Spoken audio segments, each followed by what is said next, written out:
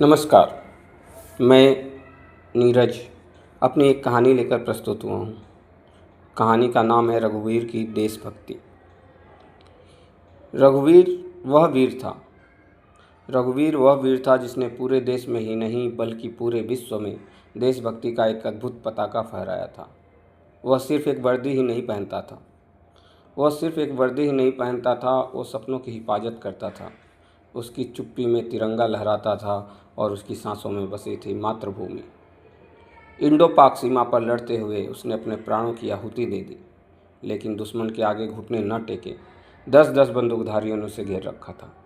10-10 बंदूकधारियों ने उसे घेर रखा था, फिर भी माथे पे सिकन न थी और ना ही कोई खौफ थी। तो बस जुबां पर एक ही आवाज़, भारत माता की जय, भारत माता की जय, भारत माता की जय।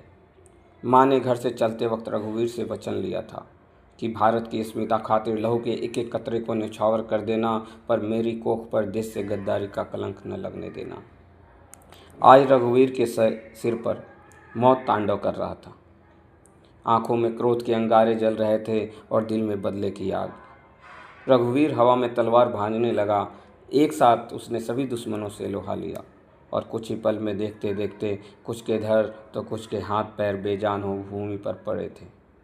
रघुवीर भी गोलियों से छलनी हो चुका था और भूमि पर पड़ा आखिरी सांसें ले रहा था, पर उसके चेहरे पर एक सुकून था, एक खुशी थी। उसने हंसते हंसते बोला, देखा माँ, मैंने तुम्हारे वचन को पूर्ण किया। अब तुम्हारी कोख पर कोई कलंक नहीं लगेगा। मुझे फ़ख्र है कि मैं तुम्हारा बेटा हूँ। इसी के साथ एक कहानी ख़त्म होती है। अपनी प्रतिक्रिया से हमें लाभान्वित ज़रूर करें।